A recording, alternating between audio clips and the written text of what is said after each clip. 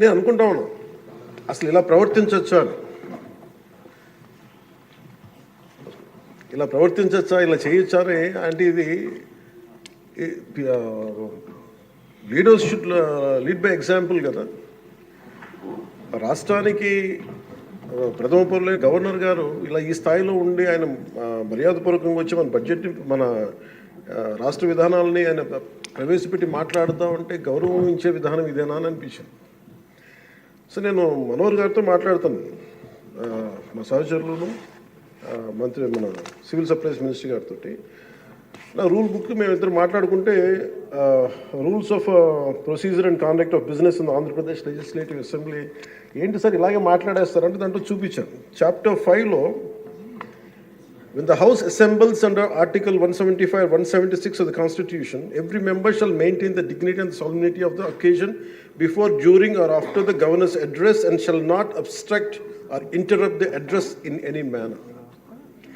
Maintenance of dignity and solemnity at governor's address అనేది చాలా స్పష్టంగా ఈ రూల్ బుక్లో ఉంటే మనమే రూల్స్ని ఇంప్లిమెంట్ చేయాల్సిన వాళ్ళం. వారికి సంఖ్యాబలం ఉందా లేదా పక్కన పెడితే every member of this house has a responsibility to follow the rules. మనమే కనుక ఆ రూల్స్ని బ్రేక్ చేస్తే ఇంక మన ప్రజలకి కానీ చూసే వాళ్ళకి ఏం చెప్తాం.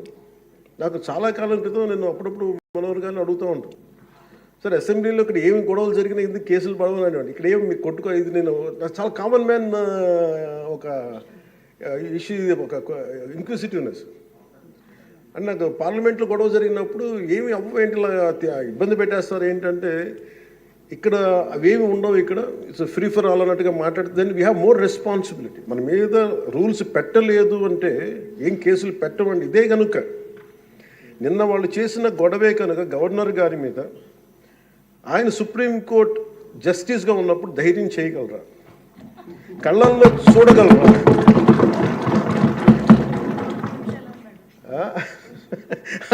నాకు అదే అనిపించింది. అంటే గౌరవించాల్సింది పోయి ఈ విధానం ఏంటనిపించింది. నిన్న టీవీ వాళ్ళని అడిగారు, మీరు వీళ్ళు వైసీపీ నాయకులు ఇలా మాట్లాడారు కదా, మీ ఇదేంటి అని. YCP synonym for ruckus. అంటే గొడవకు కానీ బూతులు కానీ వాళ్ళు పర్యాయ పదం అయిపోయారు. అంటే నిన్న చూసిన గొడవ జరిగిన తర్వాత నాకు నిజంగా అనిపించింది, గౌరవ ముఖ్యమంత్రి గారు అన్ని సంవత్సరాలు వాళ్ళు ఎలాగా వాళ్ళని తట్టుకొని నిలబడ్డారో ఆయనకి హ్యాట్స్ ఆఫ్ తెలియజేస్తాను. అది ఎంత గట్స్ ఉండాలి, ఎంత దమ్ము ఉండాలి, ఎంత ధైర్యం ఉండాలి. అలాగే నాకు నిన్న గొడవలు జరుగుతుంటే నాకు అనిపించింది, నాకు ఇవే గుర్తొచ్చినాయి అధ్యక్ష. వాళ్ళు ఎప్పుడైతే పేపర్లు విసిరేసి అక్కడ దాకా వచ్చారో నాకు గుర్తొచ్చింది వివేకానంద రెడ్డి గారి హత్య.